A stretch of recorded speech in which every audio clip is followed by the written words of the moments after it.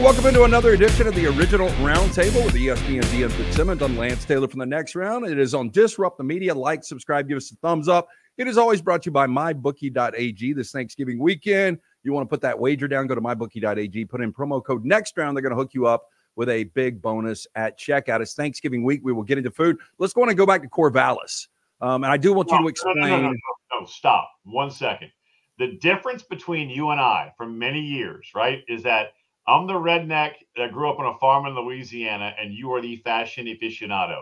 This sums it up right now. I've got a free Lions hoodie, right, from when my brother coached the Lions, a free in his free hat. I mean, and you're sitting there in a nice damn $1,000 sport coat, right? And so if this doesn't sum up, you know, Bonnie and Clyde, freaking Oscar and Felix, the odd couple, right here. This is why the original Roundtable worked. What you're looking at right now. Well, we both had love for food. So let's go back to Corvallis before we get to the game and the conditions.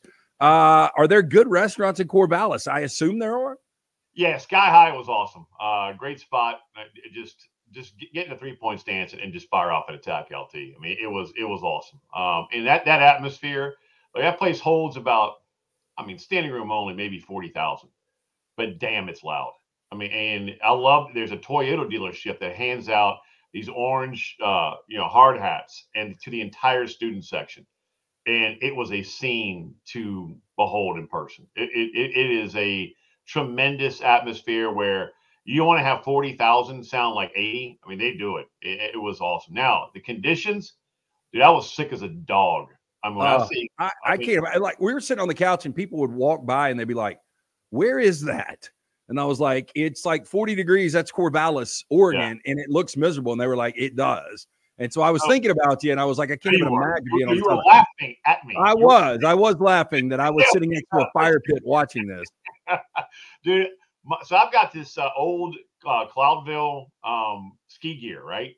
And I thought I'd go, like, I love my Under Armour gear, but I was like, this may be a little different, right? So I went Cloudville. I should have stuck with Under Armour because I was soaked 3 layers deep.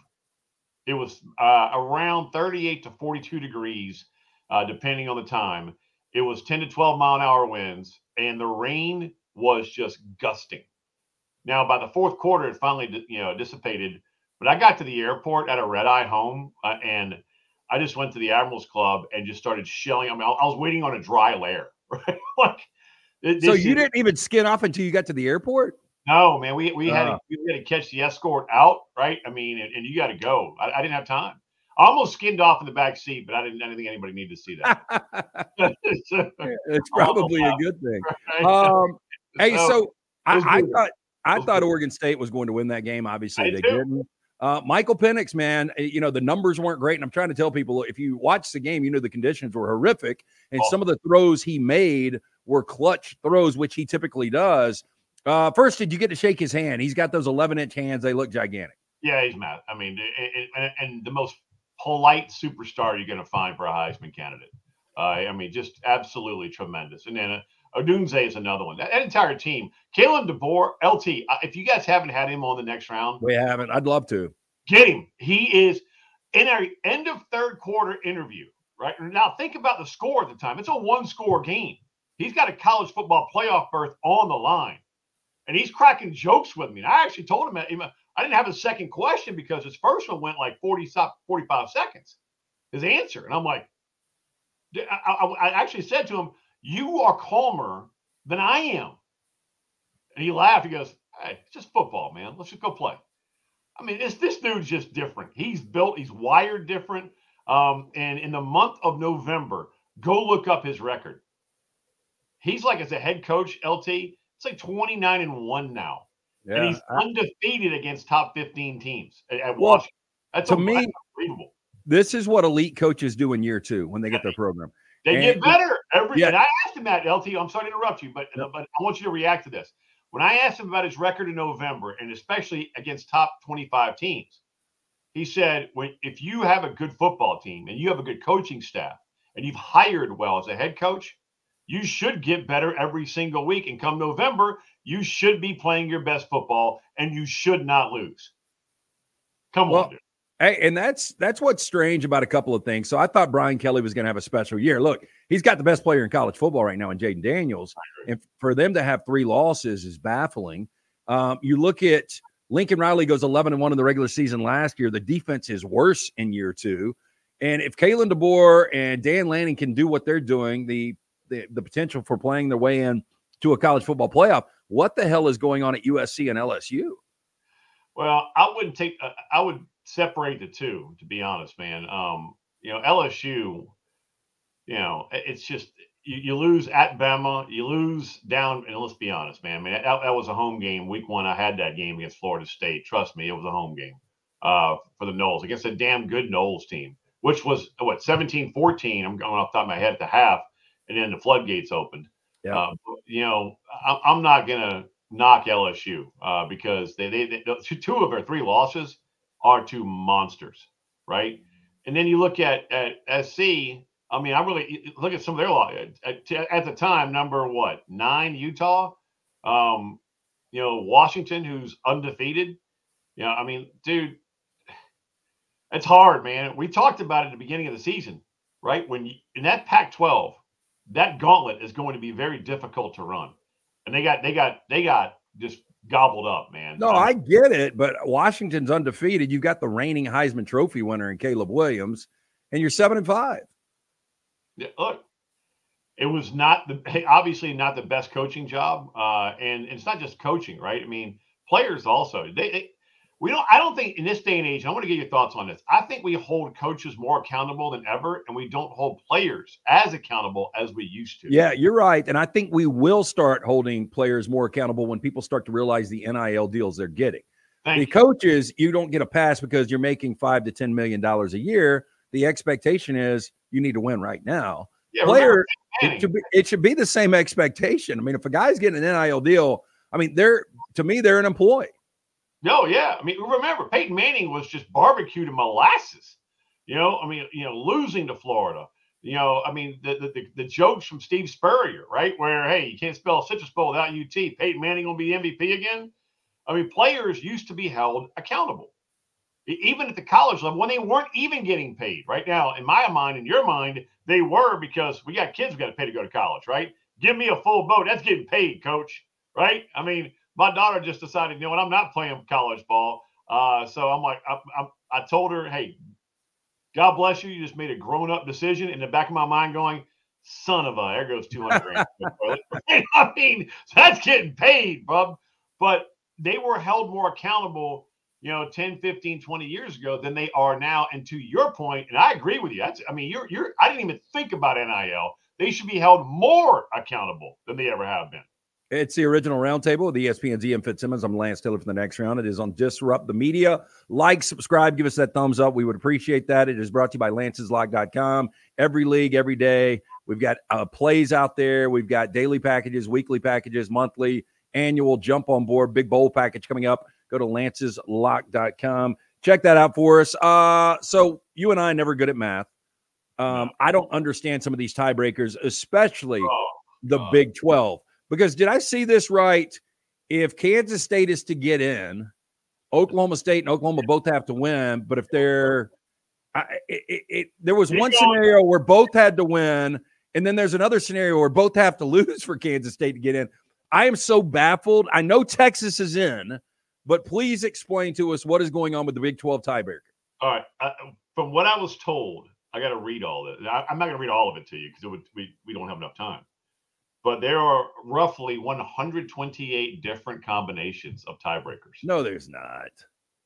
Read Kirk Bowles' piece, who covers the Texas Longhorns and the Austin American-Statesman. How is that even possible? I mean, or maybe that was going into last weekend. It may have been going into. There was going into last weekend. It was 128 different combinations. I mean, I can go deep for you right now. I mean, how far do you want me to go? Well, I want to know. I think the best chance. Alabama fans obviously want a little chaos with Texas getting that head-to-head. This is like reading Anna Karenina. I think the best chance for Texas to lose is Kansas State. Kansas State had them on the ropes. I think Kansas State is playing good football right now. I don't think Oklahoma State is at the moment. I don't think Oklahoma beats them in a rematch. I think Kansas State is the best hope for chaos. So what will it take to get Kansas State and Chris Kleiman back in the Big 12 championship game? That's still on page 1 of this. Okay. So I'm glad you asked about Kansas State. If Kansas State beats Iowa State on Saturday, following a Texas win and a loss by Oklahoma State, the Wildcats clinch a berth to the championship as a 2 seed versus Texas. Okay, well, that's not happening. Did you get all that? Yeah, I got it, but it ain't happening. A lot of ands. So yeah. There you go. That's so I mean, best chance Texas is playing Oklahoma State if they win, right? If Oklahoma State beats TCU, I'm having to read all this, on Friday, and that win is followed by a Texas win and an Oklahoma State loss, as the dogs are now barking because it's making their heads hurt, the Sooners clinch a berth to the championship as a 2 seed versus Texas.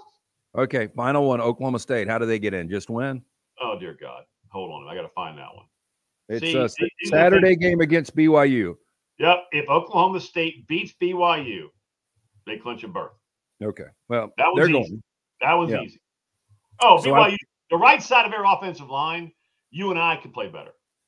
But I mean, they had every opportunity to beat Oklahoma this past week. So, Kalani Sitake is one of those coaches they're not going to quit playing for.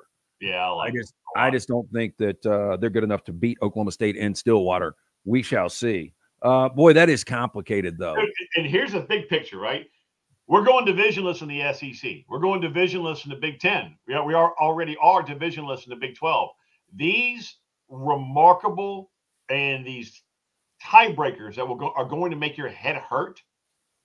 We're all going to be dealing with it. Every conference is going to be dealing with what we just laid out. Yeah, but don't you believe that ultimately we're not going to have these conference championship games? I mean, now that we're going to 12-team playoff, I just don't know how important they are. And somebody brought this up the other day. I mean, think about it like this. When we go to 12, Ohio State and Michigan are already in. And when they go divisionless, so you would have Ohio State, Michigan this weekend, possibly next weekend in Indianapolis, and then possibly a third time in the college football playoff. So I think you got to get rid of the conference championship game. I think the committee would take that. If I was on the mock committee, right, or if I was on the committee, I would factor that point in where we saw them in the regular season. We saw them in the conference championship game. We got to put them on opposite ends. And if we're going to see it again, it would have to end up either in a semi or the natty. Same with the Southeastern Conference, right? I mean, you would have to. That's still, man, that's overkill. I understand if it's semifinal or national championship. I don't want to. We see it in the NFL 3 times, and I guess we're conditioned to it. I just don't want to see it in college football 3 times. Well, I hate to tell you this, Lance, but follow the money. And there's a lot of money involved in college, as far as conference championship games. I get that, but it ain't going away, Coach. Here's what I would ask you: do you still think the fans are going to travel? Because we're going over for the SEC championship game. Seems like we've seen Georgia, Alabama a million times. This will be a massive game. But if it was a 12-team playoff, I just wonder if people would save their money to go to a game in Tuscaloosa or to go to a game in Athens. Now that's a different conversation, right? Because you went from talking about, are we going to get rid of championship games, as far as just matchups, to now, how much can fans afford? And that's when we get away from them, when people start showing up, though. Yeah, well, TV dollars, man, trump butts and seats. That's true. And so as long as those the ads are still rolling in on TV and on radio, guess what? Okay, hey, they're going to happen. He is ESPN's Ian Fitzsimmons. It's the original Roundtable, brought to you by MyBookie. Go to mybookie.ag, put in that promo code. Next round, get that great sign-out bonus. You mentioned Kalen DeBoer said teams are supposed to be playing their best football in November. Alabama is playing their best football in November. The team that beat them, Texas, was playing their best football in September. I think if they play again, Texas loses the game by double digits. If you're on that committee, I mean, right now it doesn't matter. You still could have some possible potential chaos there. But if Alabama is to close the deal, if they win in Jordan-Hare and then they beat a Georgia team, at that point we'll have 29 consecutive wins. Mercy. I mean, look, I don't know how you leave Texas out because Texas beat them head-to-head, but how could you leave the 12-1 Alabama out? Well, so still a lot of ball left to be played, right? I mean, Auburn's playing better than I expected. You and I talked about that. If you're going to get Hugh Freeze, get him now. And they've been better. Jerry Kill got him.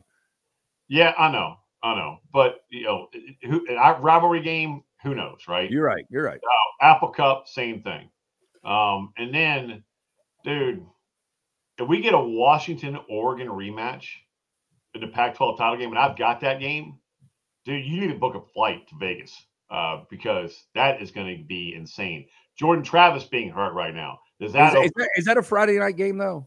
Yes. We're doing both. So we have – Coach, you ready for this one? You want to join me on this trip?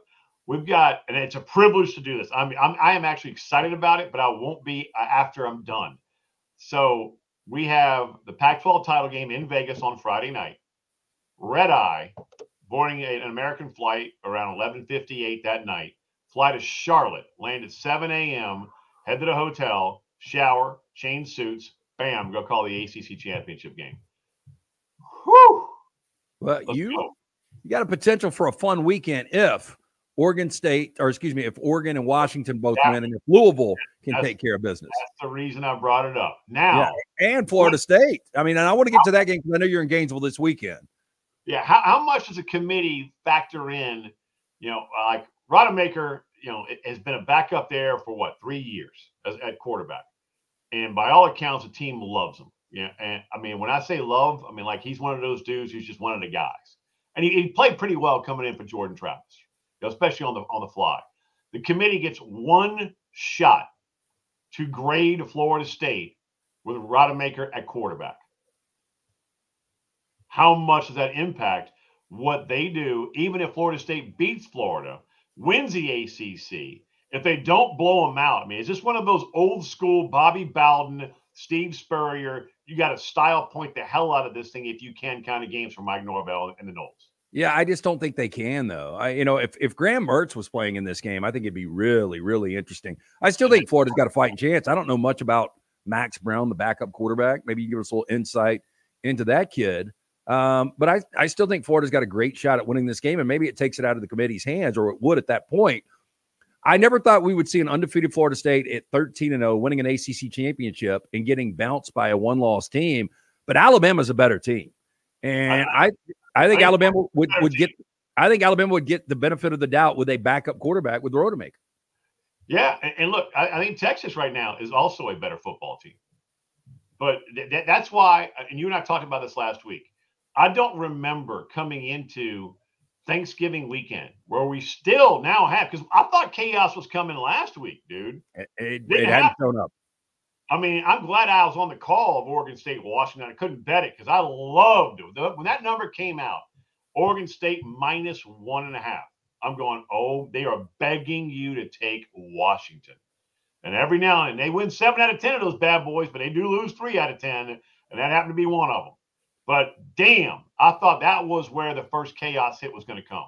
Yeah, look, this has got nothing to do with chaos, but another one of those numbers that came out this week, Nebraska trying to get bowl eligible under our boy Matt Rule, -1.5 against what could be a 10-win Iowa team.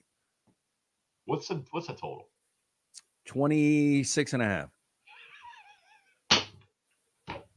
You remember there was a time when Alabama first quarter was the total of 26. Are you kidding me? 26.5? Yeah. The Cubs and Reds scored more runs in a game at Wrigley than that total. Yeah, it's insane. This has been first of all, NFL totals have been flying over, including Monday nights. I think the under is hit like 63% of the time. College football, we've seen this year 3 of the lowest totals, the 3 lowest totals in college football history. Iowa. All Iowa, yeah. Should Iowa's punter be a Heisman Trophy candidate? Probably. I haven't really looked at his numbers. He gets workout. Killing it. I'm just saying. Yeah. I mean, I say that tongue in cheek. I watched Illinois Iowa this past week because Illinois was one of our plays plus 2.5, and that is some of the worst football in the world to watch. Dude, come on, Coach. You got 48 televisions. You can get updates on your phone, right? That one's not working. That's where if you want to interrogate a terrorist, make him watch an Iowa football game and have him wait for the over. Absolutely awful. Okay, so before we get to Thanksgiving, because you and I, again, love food. By the way, that's ESPN's Ian Fitzsimmons. You're heading to Gainesville this week. How do you see this one playing out? Because, again, if you're not a Florida State fan, I think everybody's pulling for Florida because everybody wants chaos. I think the committee would love to say, hey, look, they've got a loss. We don't have to put them in now. Man, one, that's the easiest thing, right? As far as what you and I have been talking about with chaos, and it hasn't happened. How would you like to be on this committee if Florida State wins, right? I mean, Bama beats Auburn. I mean, going down the list, and you have championship weekend, and you're sitting there going, "Will somebody please make this easier for us?" I do not remember this many teams still being alive. We're sitting at 8 teams that are still alive. What is the nightmare scenario? I guess it's Florida State winning out. It's Washington winning out. It's Texas winning out. It's Alabama winning out. Oh, yeah. And then it's Ohio State, Michigan, take your pick. Because at that point, not only do you have to decide between Alabama, Texas, Florida State, and Washington. You've also got to decide what you do with Georgia. I mean, to me, the way Georgia's played the last couple of weeks, and imagine this, man, if they've won 29 consecutive games, they're back-to-back national champions, and they lose a heartbreaker to Alabama, how do you all of a sudden take Georgia from number 1 and throw them to 5? Look, they just beat, at the time, number 12, Missouri, right? Number 9, Ole Miss, and number 18, Tennessee, in convincing fashion. Yeah. Now, Missouri, I know, was an 8-9 point game. 9-point game, but still, none of those games one-possession games. The last 2 have been complete curb stompings. Dude, it's like that Missouri game. They went, you know what, the hell with this. And Carson Beck is playing remarkable football. I mean, he does right now. He's earning, people are going to yell at me for this. I think he's earning a trip to New York. Well, right now he's 5th. I think he's 60-1. Because he ain't going to win it. 6th. I think Jaden Daniels is your Heisman Trophy front runner right now. Yeah, I think Jaden should win it. Now, he could play his way out. They could lose to A&M, and then you could have an unbelievable performance from Bo Nix or Michael Penix in their next 2 games. They beat A&M, Lance, right? We have seen 3-loss quarterbacks before in recent history. Yeah. You remember the last one? Yeah, Lamar Jackson, right? And before that? Was it Robert Griffin III? Man, that's why you are a football freaking story. But I mean, those guys in those particular years, those were the best players in college football. And look, it's not a humble brag. I've been a Heisman voter for about a decade now. I vote for the best player. I mean, you do it right. I think that's simple. No politics involved. Yeah. I mean, if Jaden Daniels had a defense, they would be undefeated. They beat Ole Miss. Alabama would have been tricky. But I think in the second half, they would have slowed down Florida State. I think they would have won that game. And that's where that defense, and again, continued prayers to Greg Brooks. He was a quarterback of that defense at safety. And when he went out, it changed. It did. But I agree with you. Jaden Daniels is the best player. We're going back to Georgia, right? I mean, Carson Beck is playing remarkable football. So, how do you leave him out? My answer to you is if I'm on that committee, I don't. You can't. Yeah, I don't think you can either. Look, I think right now the 4 best teams are 2 SEC teams in Georgia and Alabama and 2 Big Ten teams in Michigan and Ohio State. No disrespect to Oregon or Washington. I think they're really good teams, but I think your 4 best are from 2 conferences, and there is 0 chance we're going to see the 4 best teams in the college football playoff. And Dan Lanning and Kalen DeBoer are 2 of my favorite coaches in all of college football. I mean, these 2 guys are just legit, grounded, awesome people. I can't emphasize that enough. I've gotten to know them both a little bit this year, and my gosh, man, they are absolutely badasses. And I understand why players play so hard for them. And Oregon right now, they're playing some of the best football in the country. So let me ask you this one on another scenario, LT. If Oregon beats Oregon State, that ain't going to be easy. Yep. I just saw them, man. Hey, the Beavers will fight you, Bubba. I mean, they're tough. I wish, and I'll let you get to your point, I wish that game was in Corvallis. I wish the Apple Cup was in Pullman. I wish Lubbock was hosting Texas this week.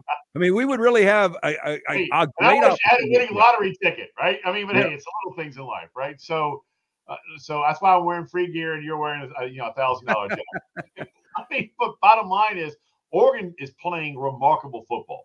And when I say they're clicking on, and they're angry, they're pissed off, and they are hell bent right now. So I pose this question to you. What if Washington beats Washington State? Oregon, as a double-digit favorite, beats Oregon State.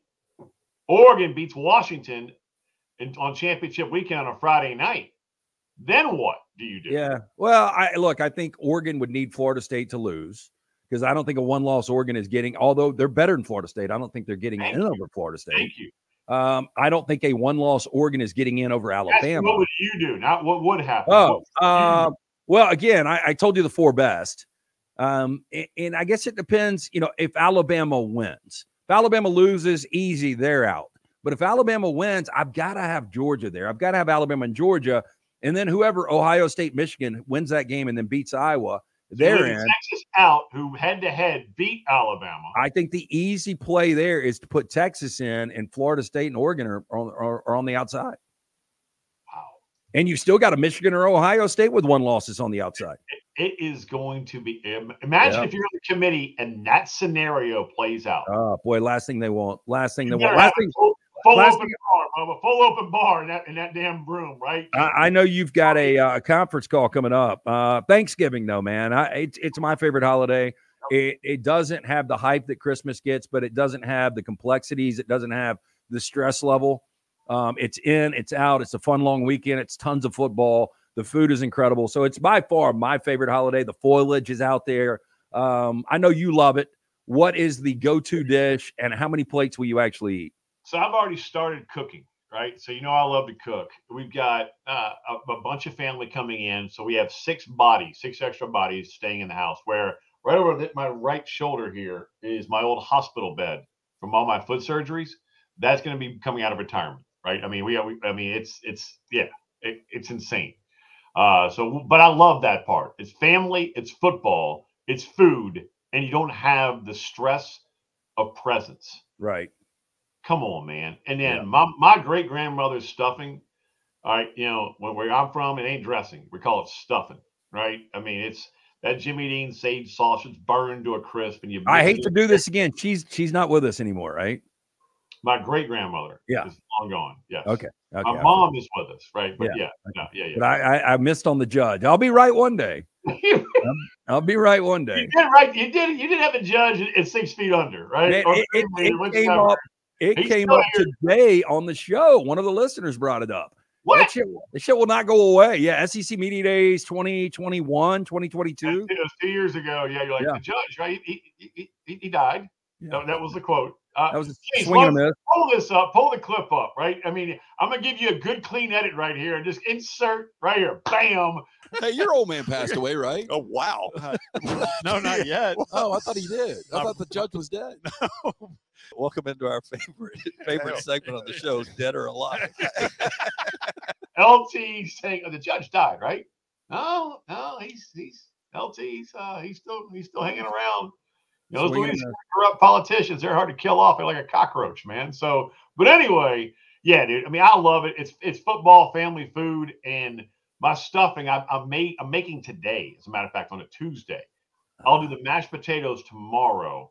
My father-in-law, I call him Dad. He does a turkey every year, and imagine a Texan slow smoking that bird. He stuffs that cavity with oranges, right, to have the citrus come through the meat and make it even less tender. I mean, even more tender.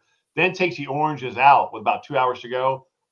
Just violates that turkey's cavity, and with more stuffing. I mean, come on. I salute you guys. The commitment is there. The mashed taters, the pies.